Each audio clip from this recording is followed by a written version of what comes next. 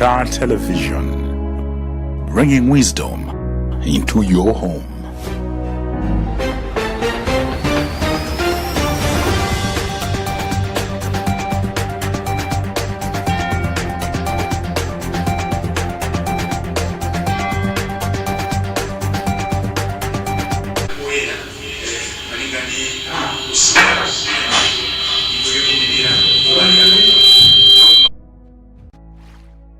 Luntha Television, bringing wisdom into your home.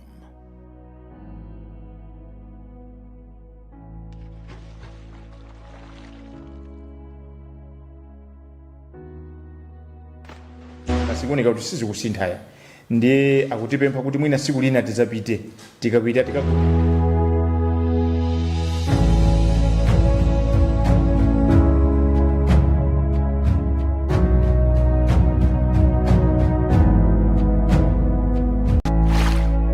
Luntha Television, bringing wisdom into your home.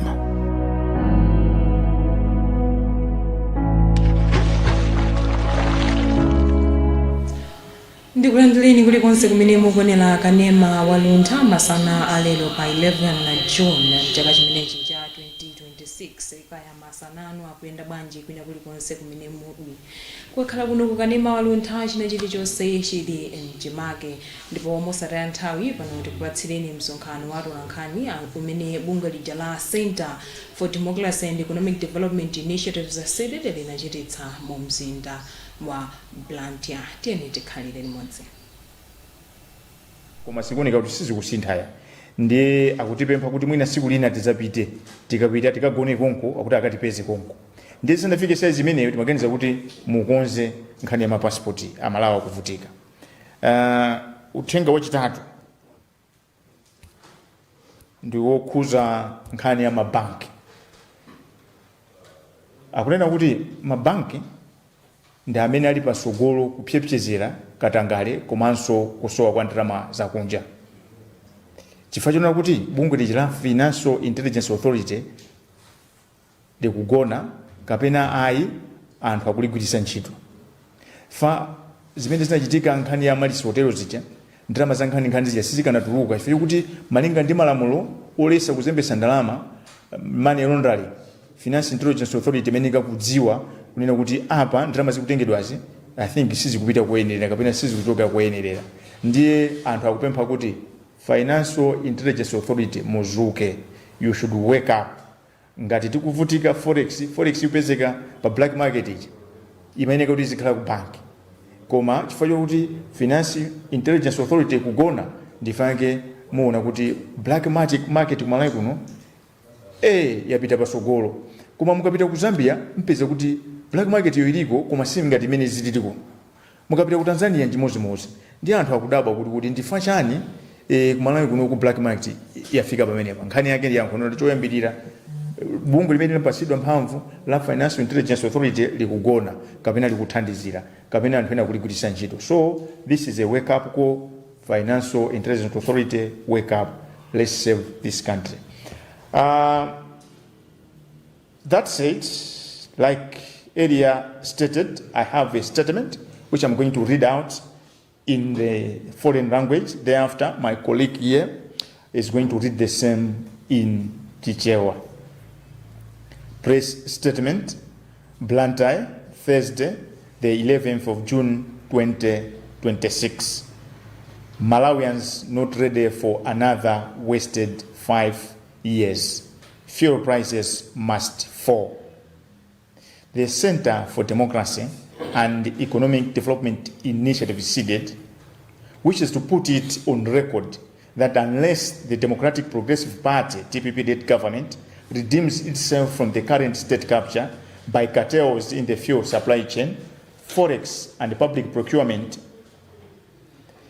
purchasing power for goods and services will continue to shrink as the kwacha weakens further.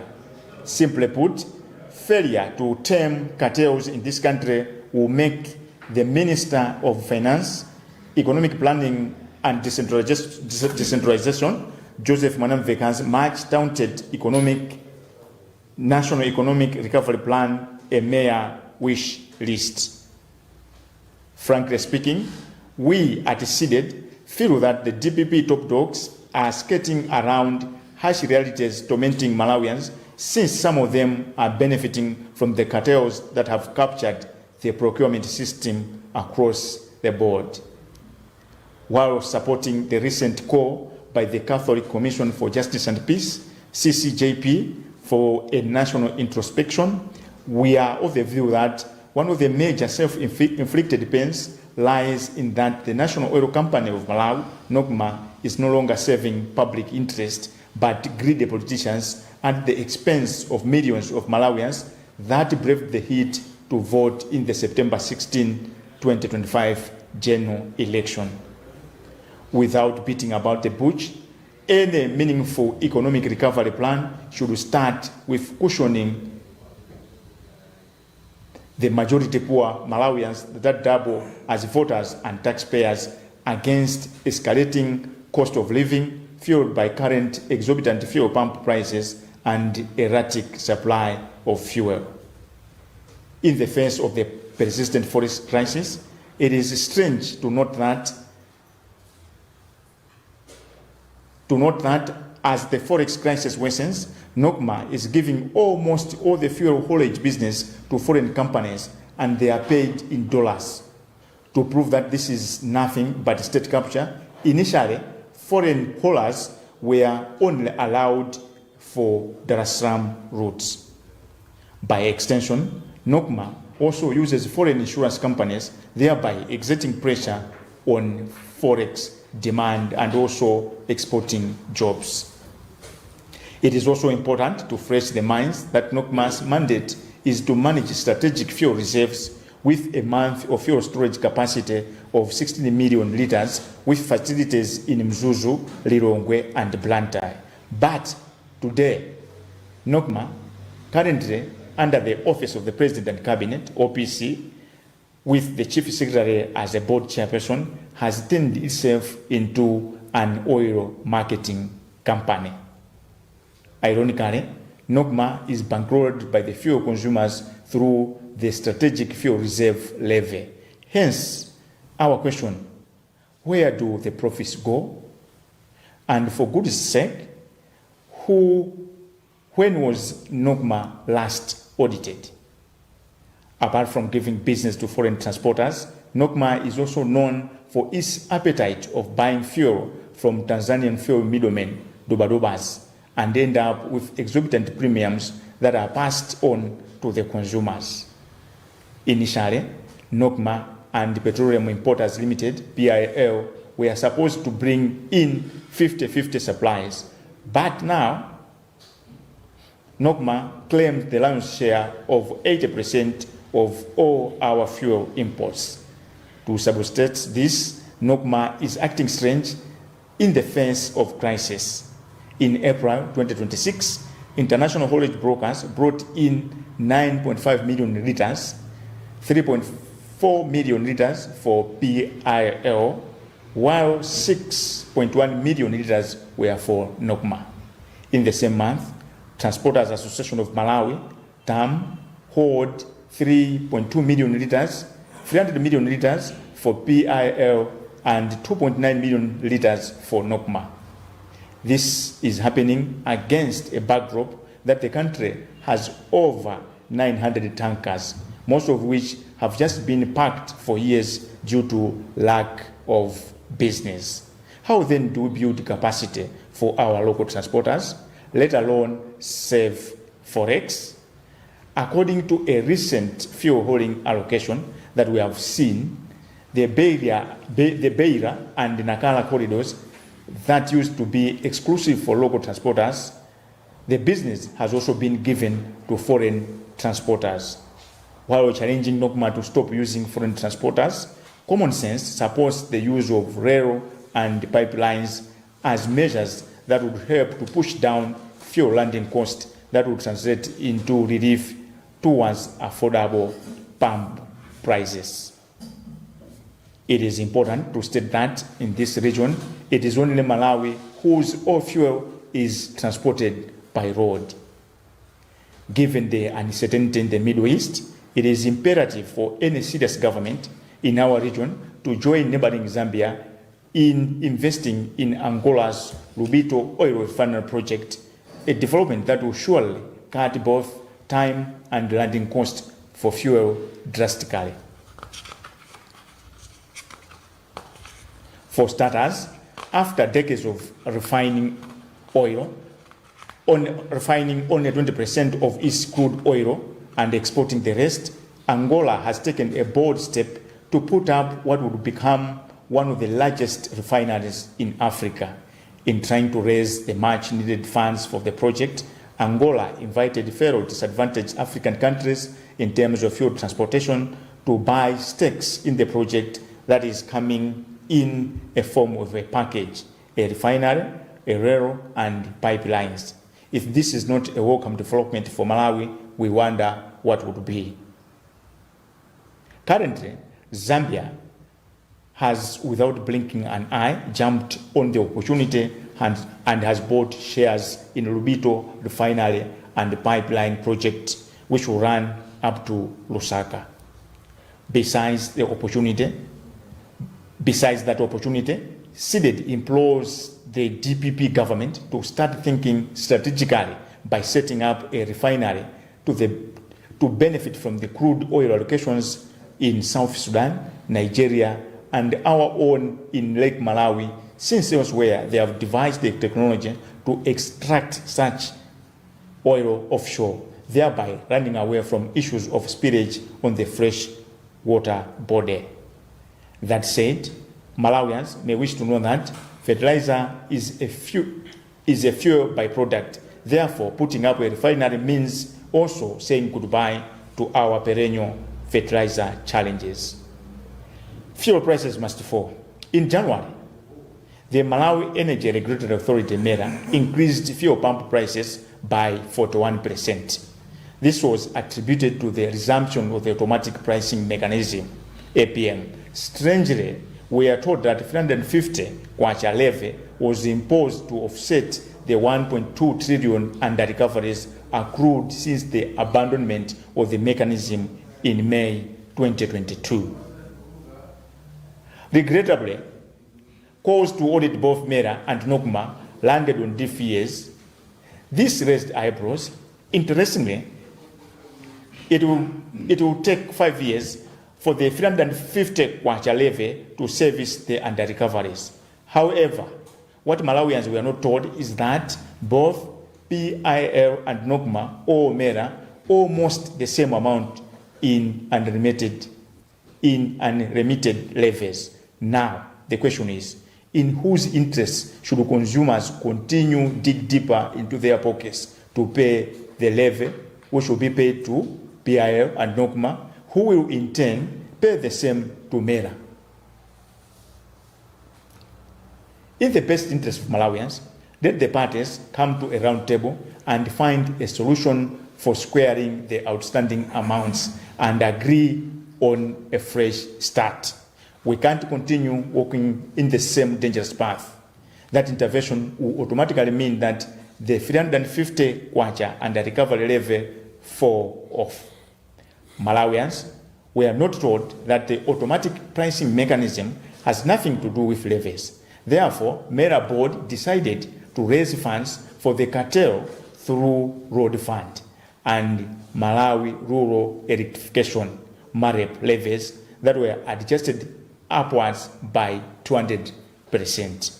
That said, Cdedi hereby asks well-meaning Malawians to invoke the Access to Information Act to find out who actually gets MAREP tenders, who gets the road project construction projects, and at what cost.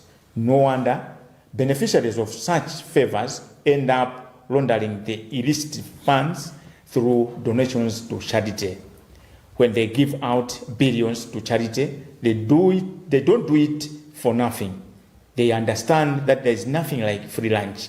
Sadly, that is done at the expense of the common good and worsens the country's economic situation.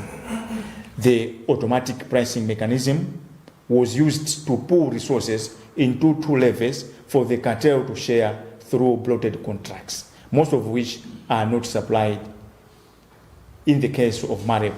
And we believe these are the colossal sums of money that get into the pockets of ruling elites, notably cabinet ministers. It is a dehumanizing story. Surely, Malawians are not ready for another wasted 5 years, and fuel prices must fall. End of statement. Signed, Sylvester Namiwa, Cdedi Executive Director. Thank you very much for your kind attention. Ndinanena mmene ndimayamba muja kunena kuti mwanga manthawi zonse tikhala ndi tiwerenga chikalata chimene chili mu chiyankhulo cha Samunda. Kenaka popeza kuti amalawi ambiri chiyankhulo chimenechi sitimva kapena timamva movutirapo, ndipempha mzanga comrade awerenge chikalata chomwechi koma muchichewa. Comrade Francis Mazinga akukonzekera. Ndimafuna ndinene pano kuti msonkhano wathu wankhani walero wabwera kuchitira umboni zimene chikalata cha mpingo wa Katolika bungwe lija la CCJP lidanena, kunena kuti mdziko muno mavuto ambiri amene tikumana nawo ndi mavuto ozipangira mwadala, koma chomvetsa chisoni china kuti mavuto amaphinja anthu amene kudalibe kopanga ziganizo zozikondazi. Ndiye posafuna kuonjeza gagandiwa ndikuganiza kuti mzanga comrade Francis Mazinga wakonzeka kuti akuwerengereni chikalata chimenechi muchichewa. Zikomo kwambiri comrade. Luntha lachinayi pa 11 June 2026. Amalawi sali okonzeka kukumananso ndi zaka zisanu zina zopanda phindu. Mitengo ya mafuta itsike. Bungwe la Center for Democracy and Economic Development Initiative, Cdedi, likuti pokhapokha boma la Democratic Progressive Party, DPP, litadzipulumutsa kumagulu aupandu omwe aononga nkhani yogula mafuta, kupezeka kwa ndalama zakunja ndi kugula zinthu za boma. Mphamvu ya ndalama yakwacha ikupitilira kutsika. Zinthu za boma zikulowa pansi, mwachidule kulephera kuthana ndi magulu aupandu, kupangitsa kuti ntchito yobwezeretsa chuma mchimake yomwe nduna ya zachuma a Joseph Mwanamveka adakhazikitsa akhale maloto achuma. Kunena zoona, ife ku Cdedi tikuganiza kuti atsogoleri a chipani cha DPP akulekelera mavuto omwe amalawi akukumana nawo, chifukwa cha ena mwa iwo akupindula ndi magulu amenewa omwe awayika m'matumba mwawo. Ngakhale tikugwirizana ndi pempho la Catholic Commission for Justice and Peace, CCJP, loti dziko lonse lidzigugude pachifuwa, tikuganiza kuti chimodzi mwa zinthu zomwe zimatipweteka kwambiri ndi chakuti National Oil Company of Malawi, NOCMA, sikutumikiranso zofuna za anthu koma andale adyera, poononga mamiliyoni a Malawi omwe adavota pa chisankho chachikulu cha pa 16 September 2025. Osafuna kuchulukitsa gagamdiwa, ndondomeko yofuna kukonzanso chuma cha dziko likuyenera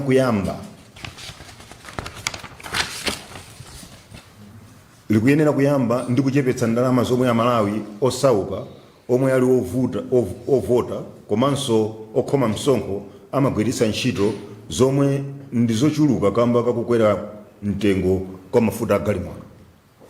Polimbana ndi vuto la ndalama zakunja lomwe likupitilirabe, chinthu cha nzeru kuchita ndi kulimbikitsa kutumiza katundu kunja, komanso nzodabwitsa kuti pamene vuto la ndalama zakunja likuyipirayipira, NOCMA ikupereka pafupifupi business zonse zonyamula mafuta ku makampani akunja omwe amalipidwa m'madollars, pofuna kutsimikizira kuti umu ndi mmene boma lagwidwira ndi magulu aupanduwa.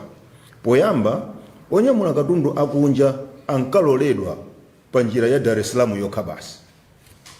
Kuonjezera apo, nokma imagwiritsanso ntchito makampani a insurance akunja zomwe zimapangitsa kuti ndalama zakunja zizifunika kwambiri. Ndikofunikanso kukumbukira kuti udindo wa nokma ndi kusunga komanso kuyang'anira mafuta okwanira malita 60 million kumalo osungira ku Mzuzu, Lilongwe ndi Blantyre omwe imayenera kusunga kwa mwezi. Koma lero nokma yomwe ili pansi pa office ya president ndi nduna OPC yokhala ndi mlembi wamkulu ngati wa pampando wake yadzisandusa kampani yogulitsa mafuta. Chodabwitsa nchakuti nokma imathandizidwa ndi ogula mafuta kudzera mu strategic fuel reserve levy, chifukwa funso lathu ndi lakuti kodi phindu limapita kuti, nanga kodi nokma idachitidwa audit komaliza liti? Kupatula kupereka business kwa onyamula katundu akunja, nokma imadziwikanso ndi chilakolako chake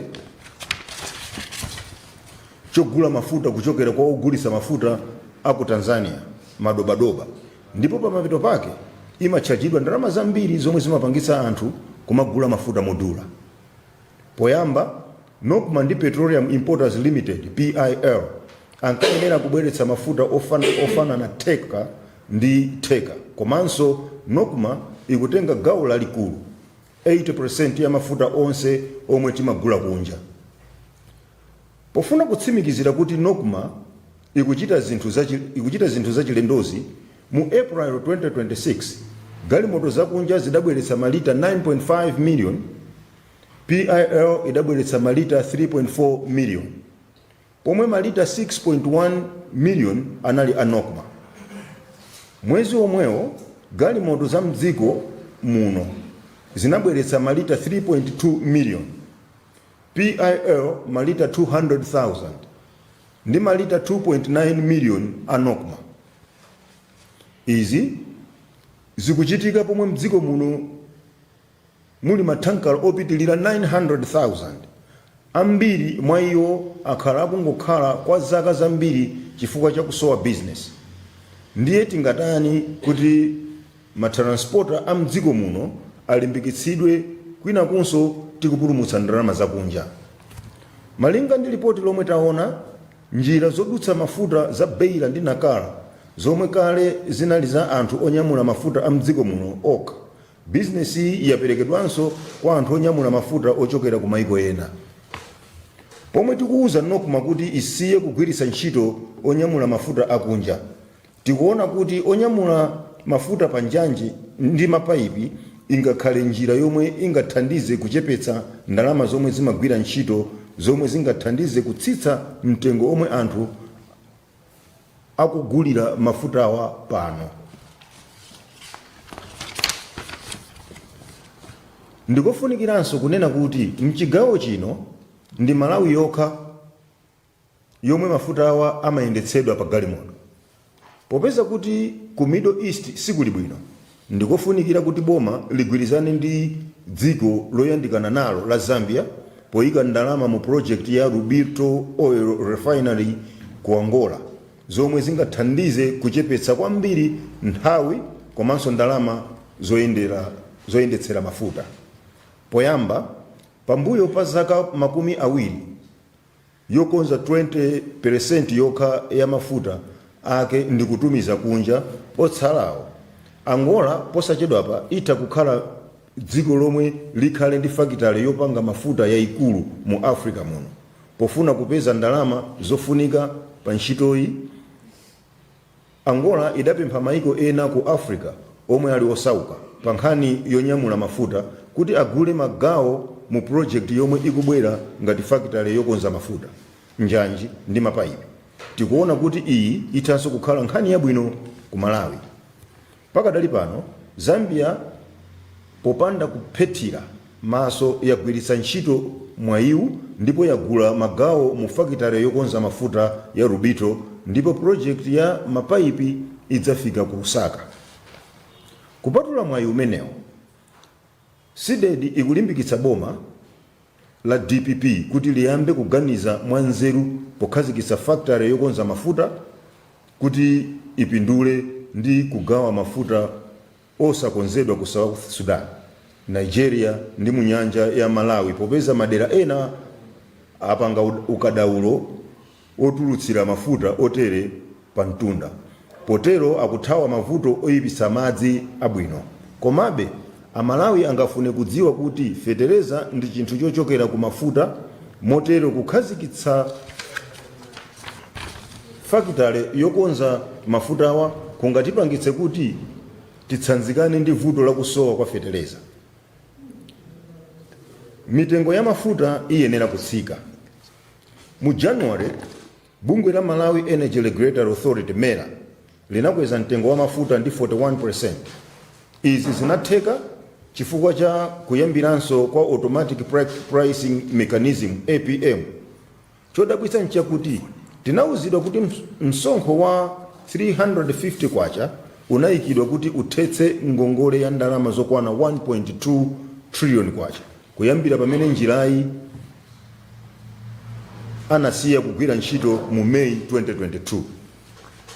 Mwatsoka pempho loti afufuze MERA ndi NOCMA linawomba golo. Izi zinapangitsa kuti anthu akhale ndi mafunso. Chochititsa chidwi nchakuti zitenga zaka zisanu kuti msonkho wa 350 kwacha ugwire ntchito kuti ndalamayi ibwezeretsedwe. Komabe chomwe Amalawi sanawuzidwe nchakuti onse a PIL ndi NOCMA ali ndi ngongole ya MERA. Tsopano funso ndila kuti kodi ogula ayenera kulipira msonkho omwe udzaperekedwa kwa PIL ndi NOCMA omwenso adzalipire omwewo ku MERA? Pofuna kuthana ndi nkhaniyi, tikuona kuti tikambirane za mavuto omwe angabwere chifukwa cha ndalama zomwe zatsala, ndipo tigwirizane momwe tingayambire mwatsopano. Sitingapitilize kuyenda pa njira yoopsayi titati tapanga izi. Ndalama zokwana 350 kwacha zomwe zikubwezedwazi zitha kutsika mtengo wogulira mafuta. Komabe Amalawi sanawuzidwe kuti automatic pricing mechanism APM ilibe chochita ndi misonkho. Chifukwa chake bungwe la MERA linaganiza zopeza ndalama zothandizira magulu aupandu kudzera mu Road Fund RF ndi misonkho ya Malawi Rural Electrification MALEP yomwe idakwezedwa ndi 200%. Komabe Cdedi ikupempha Amalawi akufuna kwabwino kuti agwiritse ntchito lamulo lopereka mauthenga, access to information, kuti adziwe amene amalandira ma business a MALEP, ndani amalandira ma project omanga misewu, ndipo pa mtengo wotani. Nzodabwitsa kuti anthu omwe amapindula ndi zinthu zoterezi amathamangira kukapereka ndalama ku mabungwe othandiza anthu. Akapereka mabiliyoni ambiri ku mabungwe othandiza anthu amakhala akudziwa kuti ziwapindulira. Mwatsoka zimenezo zimathandizira kuwonongeka kwa chuma mdziko muno. Njira ya automatic pricing mechanism idagwiritsidwa ntchito kuti ibweretse ndalama kudzera pa misonkho iwiri ndi cholinga choti magulu aupanduwa azigawana kudzera m'macontract omwe ambiri mwa iwo saperekedwa pa nkhani ya MALEP. Ndipo tikukhulupirira kuti izi ndi ndalama zambiri zomwe zimalowa m'matumba a akuluakulu ena olamulira, makamaka nduna zaboma. Ndi nkhani yomvetsa chisoni. Ndithudi Amalawi sakuyembekezera zaka zina zisanu zopanda phindu, ndipo mitengo ya mafuta iyenera kutsika. Kalata iyi yalembedwa ndi Sylvester Namiwa kuchokera ku bungwe la Cdedi. Kalata iyi yasayinidwa yachokera ku bungwero amene asayinira ndi Namiwa. Zikomo kwambiri comrade. Ndinanena kale poyambirira mmene mapereka bwalo kwa comrade Francis Mazinga kuti wawerenga bwino kwambiri mu chichewa chomveka bwino. Bungwe la CCJP la mpingo wa Katolika anatulutsa chikalata chawo ndi anasindika kunena kuti Amalawi tisegule maso mavuto amene timakumana nawo mdziko muno amakhala ochita kukonza, ndi amanena kuti nkhani yopanda umboni ndiyovuta. Ndiye zimene tabwera ife lero pano pa mama wa pano tabwera kuzapereka umboni kuti ACCJP akunena zoona mavuto amene ali mdziko muno amachita kukonzedwa kuti tizivutika. Tayamba ndi nkhani ya mafuta. Mafuna mudziwe kuti malemu Mpingo wa Mutharika adaona cha nzeru kunena kuti mdziko muno tizisunga mafuta. Poyamba mafuta ankangobwera kutira basi kuchikineka abwere choncho, tanaona kuti chichitika china chake tizavutika, ndi anapanga nkhokwe za mafuta. Koma asanayambe kupanga nkhokwe za mafuta adakhazikitsa bungwe kampani National Oil Company of Malawi.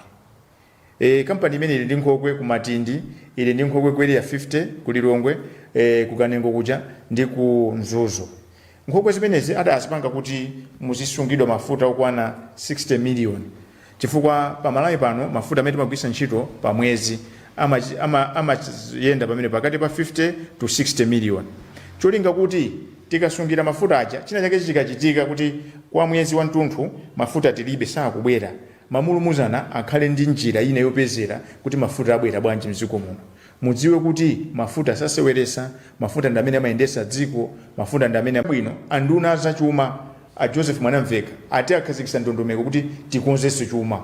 Koma chimene chayiwalidwa chonena kuti tikuyeneka kuti taphule Amalawi pamoto kaya, kenaka tizikonza chumacho. Ndiye kuti poyambira kukonza kampani ya boma ya Nokma ikuthandizira kuti forex zivuta. Chifukwa chani? Malawi muno muli mathankala opitira 900,000. Ambiri mwa iwo sapasidwa contract yokatenga mafuta. Mukayang'ana lero muyime pansewu muyang'ane muona kuti mafuta akubwera pa mathankala number plate ya Tanzania. Nokma inapanga ubwenzi ndi makampani aku Tanzania. Akumagula mafuta ndikumawuza kuti mutinyamulire mafuta awa, komanso before tutagwisa ntchito mathankala aku Tanzania aja ndiye kuti insurance inso tikulipira ku Tanzania. Mmalo moti tizisaka forex kuti tizilipira mafuta akusowawa, atinyamulira anthu akonkono tizalipira makwacha, asankha kunena kuti tizipereka be forex yochepa yomweyo, tizigula mafuta awo the actual product, kenaka transport, kenaka insurance. Pamene Malawi muno companies za insurance tulinazo, pamene Malawi muno ma transporter tulinawo. Kuti muziwe kuti achita kusankha izi mwadala Anokma, poyambirira adagwirizana kuti mafuta amene azinyamula kampani za kunja azikhala kuchokera ku Dar es Salaam. Koma lero ndikuyankhula pano kunakala ndi kubeira akuperekanso ku kampani za matransport akunja. Ndiye nkhani yake tisapite kutali ya anthu amachita kugwirana pankono ambwana abwera contract nayi undipasapo ndalama izi jera, nothing else, greedy. Ndiye noti kumanena kuti capacity ya local transporters, ngati ma transporters wasitiku apasa maganyu kuti azinyamula mafuta awo, capacity yakayipeza kuti now nthawi zonse pamene tapasa munthu wakunja ntchito ngati ndiye kuti driver yosi Malawi zonse zokera pamenepo, ndiye kuti mmalo moti tizilembana ntchito ku Malawi kuno tayamba kumalemba ntchito anthu ena. Mafuna timfane pamene. So lero tabwera pano tikamamaliza press briefing tifuna Nokma nawonso apange press briefing yawo anene kuti Cdedi akunama. Chifukwa ordinarily we cannot have the Minister of Finance that is championing economic recovery, and we have a state-owned entity that is behaving and pretending as if we are swimming in all place. No. Ndiye kuti boma silili serious. Ngati lili serious amati charity begins at home. Kusintha munthu mayamba nyumba mwako. So alamule kunena kuti kuyambira pano upita kusogoloko popeza ena wapasakale ma contract kaya kukhala masiku 15 kwinaku tione kampani zathu zakuno zikunyamula mafuta. Akamanyamula mafuta tizalipira makwacha. Insurance azipereka business kwa makampani akonkono. Chinthu chachiwiri, mu January mafuta adakwezedwa ndi 41 kwacha pa 100 kwacha iliyonse. Board ya mera idauza mtundu wa Malawi kuti izachitika chifukwa kuti abwerezesa kugwisa ntchito ndondomeko ya automatic pricing mechanism. Automatic pricing mechanism imanena kuti ngati mafuta kunjako akwera mtengo kunonso yani kuti akwere mtengo, ngati mafuta kunjako atsika mtengo kunonso asike mtengo. Ndiyeno munzeru zawo achakwera adaona kuti njira imene aisiye faka makwera mafuta ankaoneka ngati kuti azoneka ngati olephera. Ndiye kuyambira mu May 2022 njira imene simagwira ntchito. Ndipo malilita bwera tinaona kuti ayi tizigwisa ntchito njira imeneyi. Ndiye nchifake mafuta adakwera mu January ndi 41 kwacha pa 100 kwacha ina iliyonse. Koma chimene sitinauzidwe nchonena kuti merayo idapanga chiganizo kuti akweze leve yokonzera misewu adayikweza ndi 200%. Pano ndikuyankhula pano leve imeneyi pa 1 lita ya petrol ndi 521 kwacha. Ndi amene matha masamu mupange masamu kuti kodi asanakweze pa 20 January pacha inali pa bwanji. Fa apapa mene yafika pa 521 kwacha pa lita iliyonse ayikweza ndi 200%. Chinthu chachiwiri anakakweza marepu ndi thumba lijana likhazikisa kuna kuti tizipeza ndalama kuti kumadera kumene Eskom sangaike kumagesi thumba limene lizikayika kumagesi ndifake madera osiyanasiyana akumizi kwambiri kodi kulibe ma economic activity amphamvu kuli magesi. Nde imene Yesu anayikweza ndi 200%. Kusonyeza kuti pa lita iliyonse ya petrol imene mugule lero kapena mukugula pano tikuyankhula pano pali 207 kwacha imene ikupita mu thumba limeneli. Koma amayi ndi abambo tumvesa chisonjo nuna kuti kuthumba limeneli sitinamveko kuti kwachitika audit. Komanso thumba limeneli pa lita iliyonse siku ndi siku timasonkha koma sindikukhupira kuti mziko muno mungani kuti madera akumizi ambiri kuli magesi. Komanso chinthu china tione kuti kuyankhula pano magesi wakumatimatima. Bwanji anthu ena amanena kuti ndalama imeneyi tikanayikonzanso kuti ipite tikakonze mavuto magesi wachuluke fanso magulisa chinthu choti palibe. Koma nkhani ili apa ndikuona kuti ndimafuna ndikuwuzeni kuti ngati kuli njira zimene anthu amaba ndalama mokhweka ndi kumene kumarepo anthu amapasana ma contract atali onenepa zinthu zonse sabweresa nkomwe. Chifukwa kuti palibe amachita chidwi kuti akaone ndifake lero tikupemphana Malawi kuti mugulise ntchito lamulo la access to information mupite mukafuse mukaone kuti chaka chapitacho chaka chino amene apasidwa ma contract marepo ndani ndomwe aja mapereka maoni billion aja.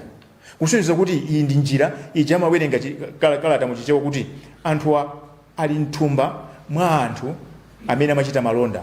Malawi kuti kugwirira ntchito anthu ena akamwenye angapo amene amatenga ndalama na amapereka kwa atsogoleri andale. Ndifaka anagwizana kuti tikhale ndalama zambiri zogawana mukweze marepu leve ndi 200%. 200% it was inhuman. Ngakhale kuti ndalama zake zikuoneka pa zochepa koma ati ukamba za mamiliyoni pano. Choncho mafuta aja mu January muja sameneka kuti akwere kuzafika pamene paja akanakhala kuti maleva awiri amenewa sana akweze choncho.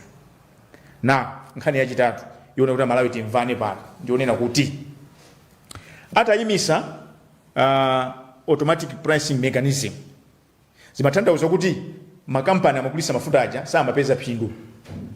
Nde ngati munthu ukugula malonda usapeza phindu sumakagula nso kachiwiri. So kuti azikagula mafuta aja nokuma ndi PIL maleve awa samapereka. Ndifake mudamva kuti misewu yathu yonongeka kwambiri ndalama zimene amatazikonzera misewu zija amazitenga a PIL ndi anokuma kumaonjezera mpamba wawo kuti asachoke mu business.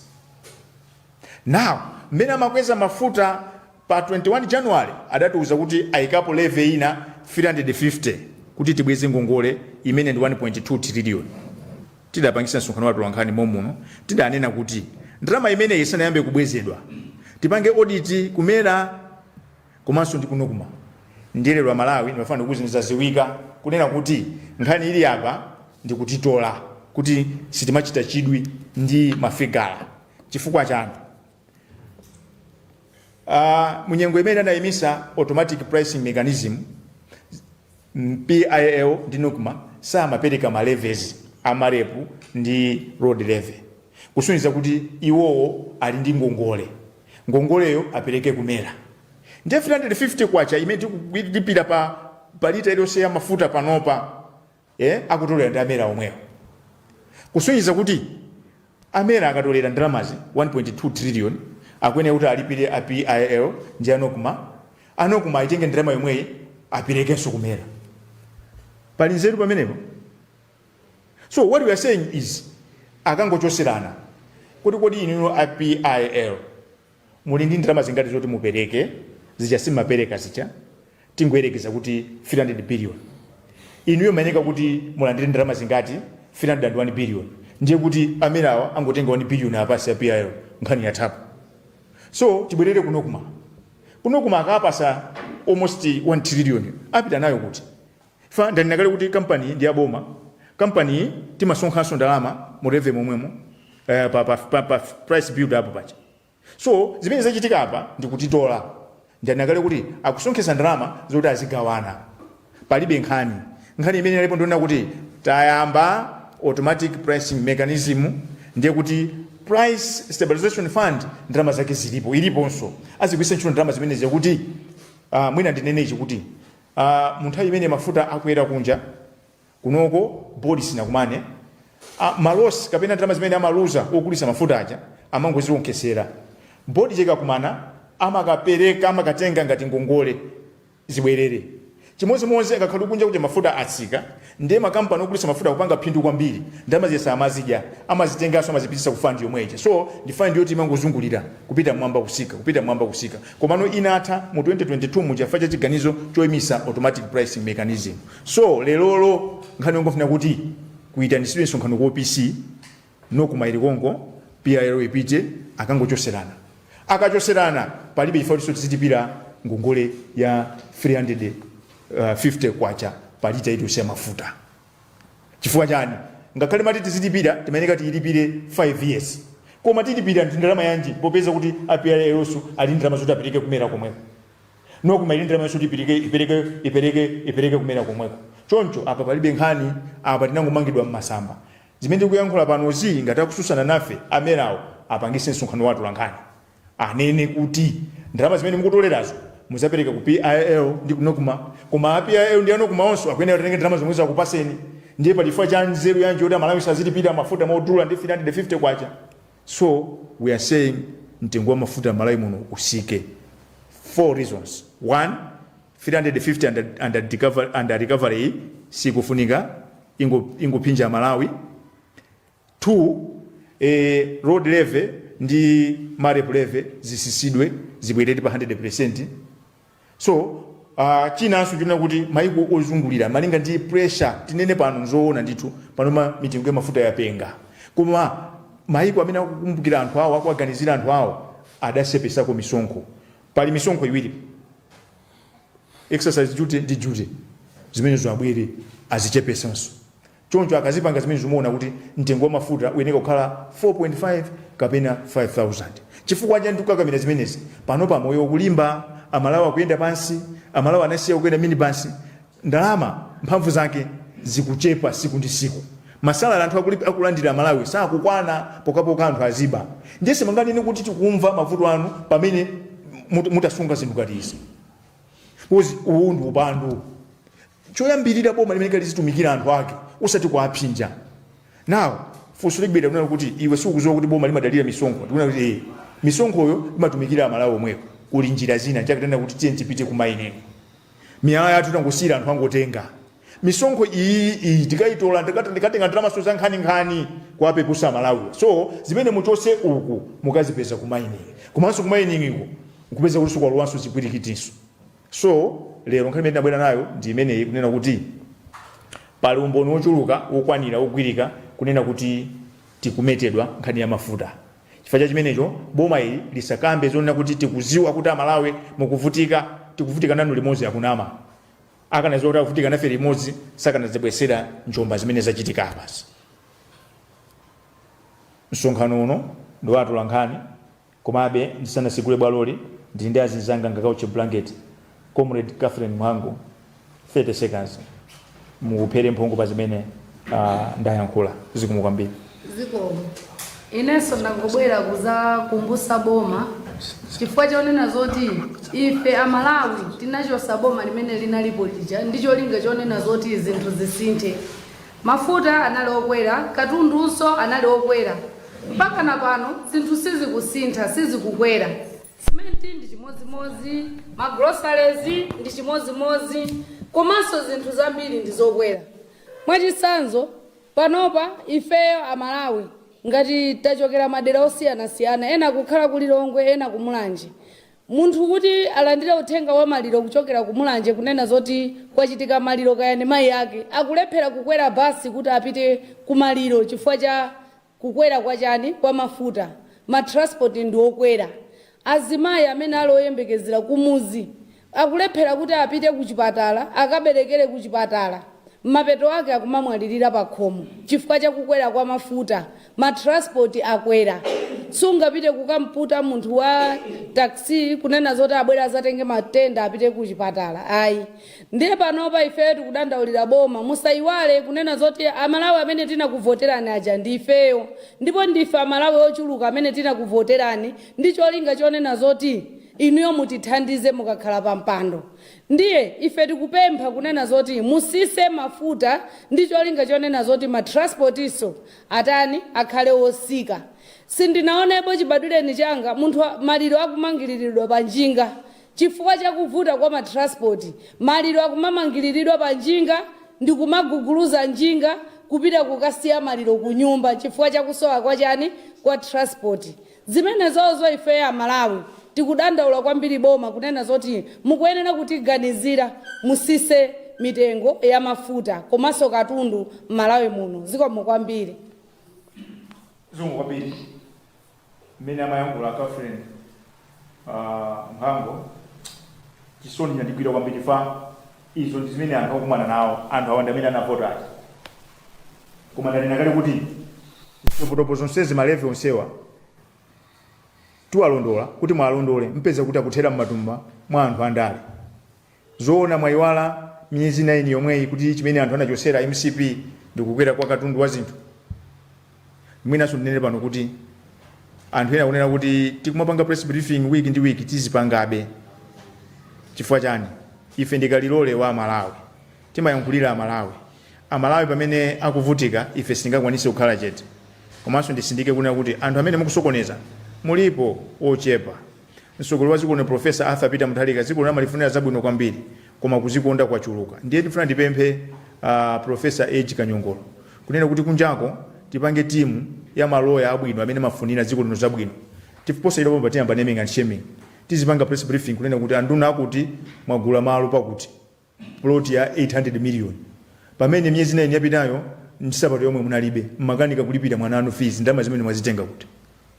Chifukwa chanifuna kupanga zimeneza akulu MCP inatichedwesa. Ndeti salole yesu kuti awatichedwese nthawi ndi ino. Mphamvu zimene akuisa ntchito ndi zanu ndi ine. Faka nakhala kuti amene ali madolo amene ali mu cabinet lero ya IPM akanakhala kuti ndi madolo iwo akanakhalanso mu cabinet ya Chakwera. Koma sana ikhale chifukwa chani? Amalawi nthawi imeneyo mphamvu anapereka kwa ena. Ndiyero mphamvu Amalawi mwazilandira lero anthu mwapasa mphamvu aja anthu ajera jira lake lopanda nalo manyazi. Akupanga zinthu zomfesa chisoni kwambiri. Katangali wafika pena pache. Ndiye monga ndanena poyamba pamene muwerenga uthenga oyambirirawo kunena kuti inu Amalawi amene mafunira zikono zabwino musakhalire ma documents.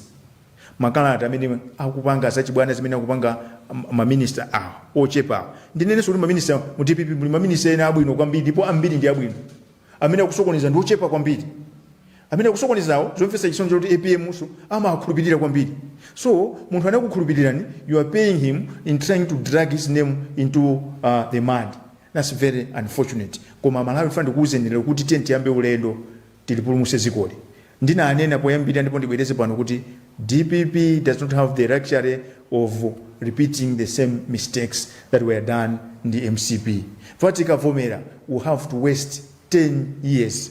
10 years, such a long period of time, lona kuti sitingakwanise kuti tizingoyang'anirira. Mphamvu zolamulira zimakhala za Amalawi. Nifaka Amalawi atatopa ndi Chakwera, anamuchosako kuchakwera ku State House. Kulibe kuchakwera ku State House lero. Amalawi omwewo lerolo akonzanso kupanga chiganizo. Koma tisanafike poti yambe kufika ku chiganizo, tiyeni mumve kulira kwa Amalawi. Mafuta asike mtengo. Poyamba tikamayankhula mangoti ya asike pata lero tabweresa umboni. Onena kuti mu January munapanga ziganizo zozikonda simungakweze road levy 200%, marep levy 200%. On top of that mukubwelesa 350 kwacha pa ndalama zonena kuti aliyesa ningongoleza nzake muchoserani kupatula pamene pita chisogolo inokuma iyambe kutumikira Amalawi. Tikuzowa kuti mwayika nkhapwa anthu onse amene upindo pamene tikudziwa ndipo ndinewala chinthu chimodzi ndinene kuti mukakayang'ana ma suppliers amafuta amene amapanga supply ku PIL kubweresa Malawi momwe ndosiyana ndi anokuma. Chifukwa chani? Anokuma akumagula mafuta kwa makampani amadobadoba aku Tanzania.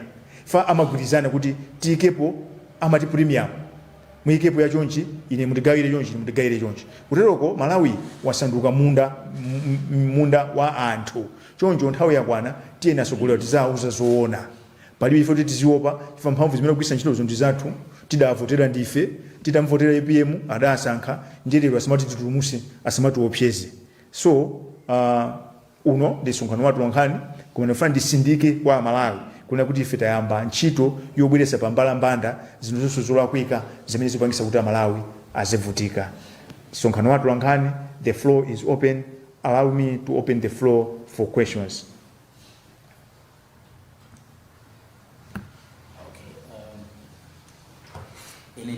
Christopher Sande, anamiwa mwalankhula zambiri koma nimafuna ndine Sande nimagwira ntchito kuzodi yake nimafuna mwalankhula zambiri zokhuzana kwambiri ndikatangale kuti mwina muli makatero ndi zina zoterozo nimafuna kunitadziwa kuchokera kwa inuyo kuti mulibe ukadaulo kapena kuthekera kokumana ndi utsogoleri at the highest level and raise those issues zimene mwafotokoza apazi mwakambapo usonkhani yokhuzana ndi kuti kusogoloko mudzitchula naming and shaming sindikudziwa kuti ntchito imene iyi muyigwira motani potengeranso ndi mmene zinthu zakhala zikuchitikira mdziko muno mwakambapo apa kuti sibwino kuti anthu ena akandala azitiopseza it means kuti mukuzindikira kuti anthu amatha kuopsezedwa sindikudziwa kuti zimene zizi mukamba apapazi zili ndikuthekera kuti muzathadi kuzipanga sustain kuti Amalawi nkuonadi kuti anamiwa aja ayambapo zikomo kwambiri.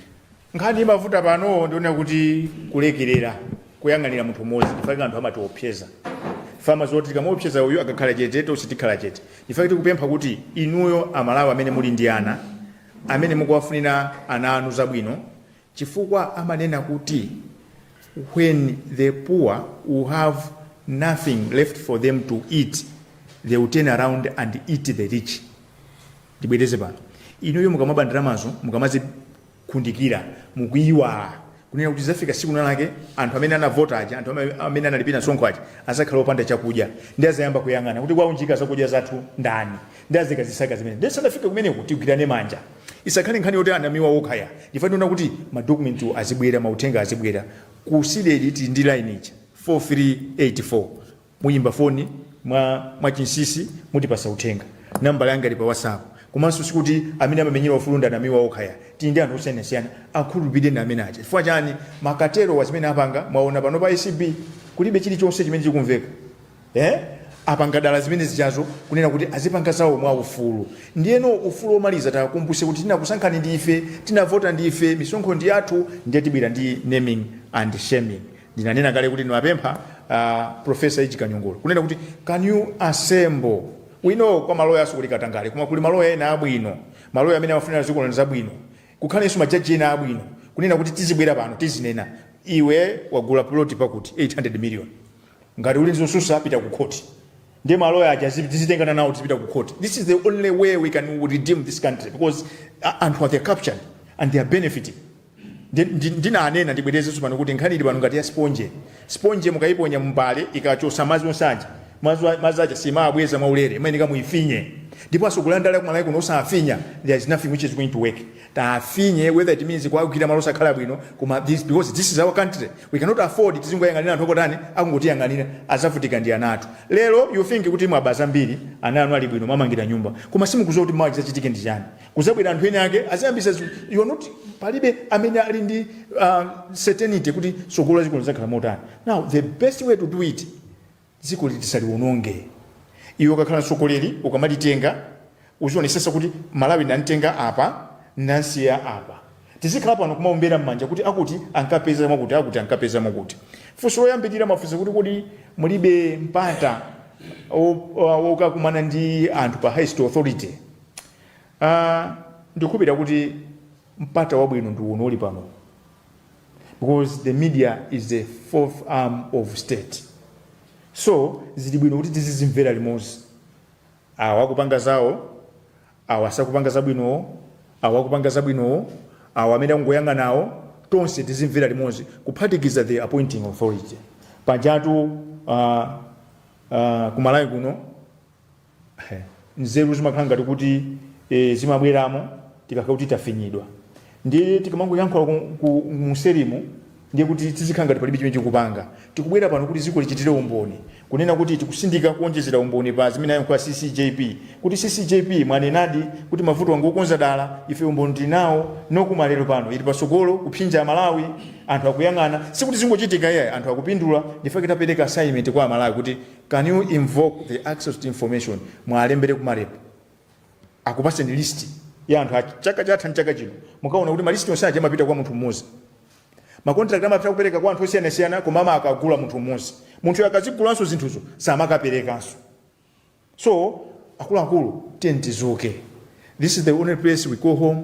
Ngati silikonza ziko lero sikukhalanso nthawi inoti tikonze. Chifukwa ngati tikulira lero 9 months mulamuliro waso pano nangati Asia ikafika 2 years ayambaso tikumati meta atu ndi uchenitu ndi miyala ya moto. So this is the time to put things into perspective. Amene sakukondwa ndi zimene tikuyankhula pano ndiye kuti akupanga zolakwika.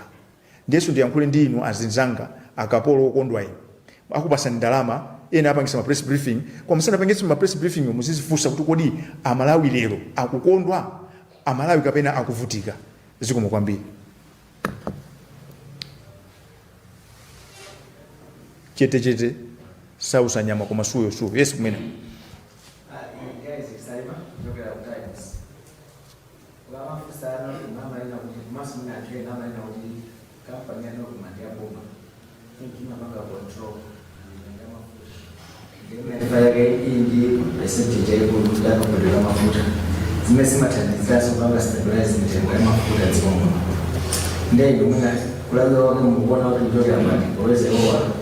Anazifenda kujua ya bomba ndiye anapeleka gawa kwa private siku za kupanga seti mtendo ya mafuta tsombo kama sikabezi bigani inamuona kwa ndibali amayankhula zimenezo ife kuti izi intelligence bwese poyera mukauze kuti Cdedi achita kunena mafigara statement muli nayo ndiye tifuna iwo apangise press briefing sati ndi company ya boma apangise press briefing ndizoonadi ndi company ya boma kuonjeza kuti company ya boma timapereka 10 kwacha palita ili yose mafuta ndalama zimapita kumene kuchako kuonjezera pamene popo mmalo azisunga mafuta munkhokwe muja ayambaso kugulisa mafuta ndiyeso anene kuti ndalama zimene zamazipeza profit imene imapita kuti koma ndikuonzi kunena kuti nkhani ya regulatory ndiya mera andiso pali levenso imene timalipiranso kumerako so awawa anokumawa palibe chanzeru chimene angakambe kuti akupereka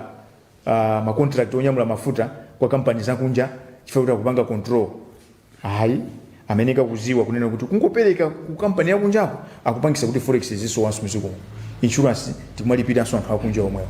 So the noble thing to do panopa ndi kuziguguda pa chifuwa kuti kodi ngati fuko tithana nalo bwanji vuto la kusowa kwa forex osatiso kumaonjezera a pressure ifa zimene zikuchitika mbalo moti tipeze $1 million tigulire the actual product the actual liquid. Now the second headache is tipeze so another $500,000 talipire ma transport ndiye tipeze $300 talipire insurance. When actually our concern the elephant in this room is forex yonso angozungulira magaya saa kunena zoona akuona ngati siti kuziwa the very same things zimene amapanga MCP iwe upite ukatenga forex reserve bank ukakaitengera ku bank iyo ukaitenga 1 billion ukapasa ya minister lero akupanga zomwezo ifanira kuti minister winner wagula plot ya 800 million wasasulapo zimene zilipo atafuna mange nyumba ndiye ndifuna ndikufuse ninwe ngati wagula plot ya 800 million amangapo nyumba ya mtundu wanji apo pangosoweka 200 million kuti ikwane 1 billion anthu oti 9 months yomwe amasowa ndalama zoti alipira nawo school fees. Akuluakulu, let's open our eyes. So lero mukapanga engage ndi mafacts mukauze kuti Cdedi akutere izi ngati wa Cdedi wakunama in panga ni press briefing you should prove them wrong. Lomaliza fuso mibawa msifuna kufusa chabwino ya ndikuona lomaliza ene ndi asembile muchokera ku TV Islam mwina tapanga atendi misonkhano imaidanise yokwana inayi kufikira pakadali pa komano zonse zimene mwakamba palibe chinthu chimodzi o ndi chimodzi chimene chasintha kubomako msonkhano wina ndi umene mukuona kuti kupatula izi ndi njira ziti zimene inuyo mukuona kuti uthengawo utapeza zinthu ndikusintha ifukwa zinthu sizikusintha olomoyankhule mpaka nayo chita chiliyonse palibe chimene chikuchitika. Two things, mwina tikhale chete tisamayankhule mukuona ba popeza kuti takhala msonkhano ndi wa namba wachinayi palibe chasinthika mwina Cdedi ikhale chete tisamayankhule sichoncho ndiye mutaona kuti Cdedi yayankhula palibe chimene achitapo inuyo popeza munapasidwa mphamvu ndanena kuti ndi gawo la namba 4 mwapangapo chani kuwakumbutsa because inunso muli ndi ntchito ngati atolankhani kunena kuti zimene tayankhula panozi muzikaafunsa kuti kodi Cdedi wakunena zoona kapena ayi ndiye ife ngati tachita mbali yathu aboma kukhala chete inunso musakhale chete koma on a positive note that is a clear sign of impunity and arrogance chifukwa chona kuti ndanena kale kuti anthu awa they operate on the will of the people. Now kufuna kwabwino kwa anthu asamakunyalanyaze ndifake maya amayankhula lero kuti lerolo anthu maliro akumangirira panjinga tachosa ulemu umene mayika pamaliro chifukwa kuti mafuta akwera mtengo akamayankhula akuyankhula zomwe zamayankhula MCP zija tikuziwa no DPP inavoteredwa kuti ikapange zinthu zinayi.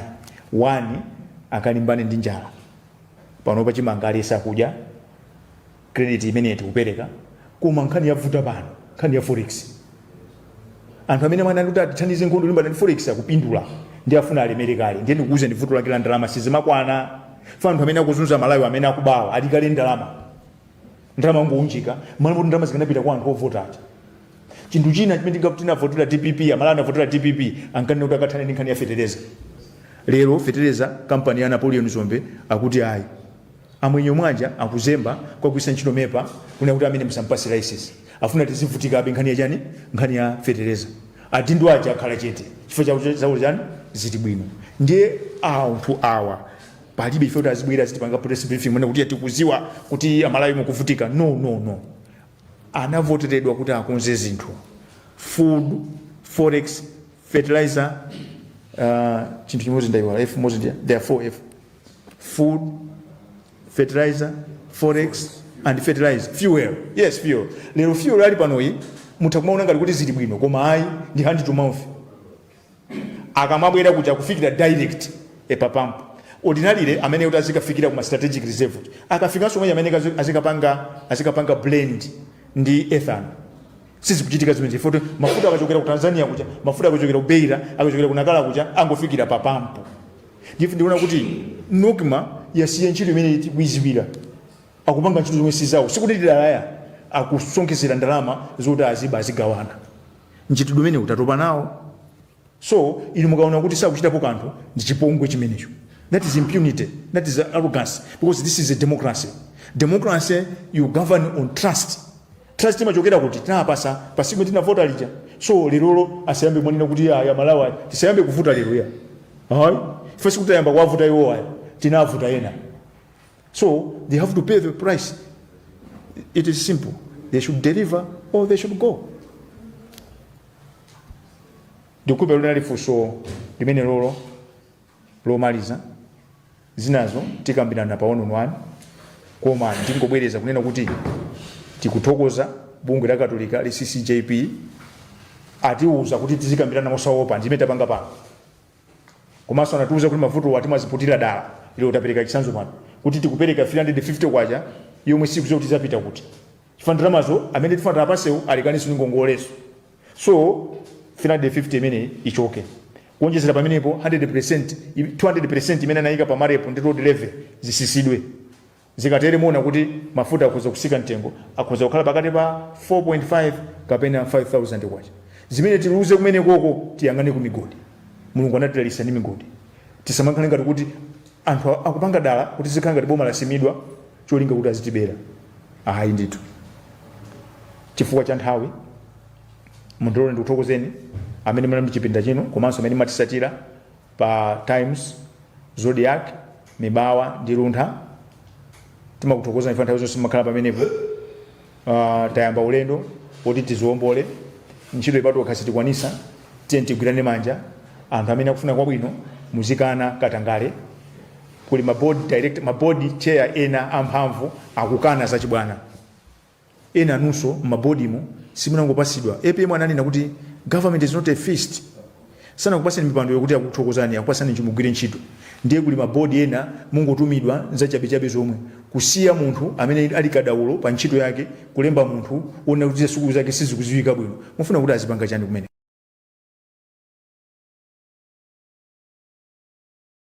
Trusters mukatiimbira pa 4384 mutipeza tiyankhulana. Tinayamba ndi pemphero mundilole kuti ndiseke ndi pemphero ngati pali zokambirana zina tikambirana pa chitimati 1-on-1 koma pano mwauze amera ndi anokuma kunena kuti anamiwa akuti mafuta asike mtengo. Thank you very much for your kind attention. Tipemphere. Atate tikuzanso kachiwiri mogonja komanso mozichepesa zikomo kwambiri chifukwa cha msonkhano umene unali pano. Ndikukhulupirira kunena zoti Mulungu inuyo munatisankhira mtsogoleri wa dziko lino china chilichonse chimene ifeyo tadandaula pano Yehova inuyo mwachimva ndipo ndikuziwa kunena zoti mtsogoleri amene inu mumpasa nzeru zakuyankhulanso ndi nduna zake kuti china chilichonse chimene ifeyo ananu amene munatilenga mu chifanizo chanu tikuchidandaula chikakhale bwinobwino. Inu ndinu wachikondi Mulungu ndipo inuyo ndinu wachifundo. Inu simmalola kuti ananu azivutika koma inuyo tikukupemphaninso kunena zoti china chilichonse inuyo mukalowererepo. Pamenenso Ambuye Yesu tikumaliza programu yonse tikukupemphani kunena zoti mukhale nafe Nkhoswe Mzimu Woyera. Pamene tikuchoka pano tikukasiyana kuthupi koma kuzimu tikakhale limodzi mukatiyendesa bwino mukatitetezera mkati mwa njira china chilichonse Yehova tikafika m'manyumba mwathu tili abwinobwino kuzera mu mphamvu yanu. Zonse tikukapempha ndikukasiya m'manja mwanu mu dzina la Yesu Khristu tapemphera. Ameni.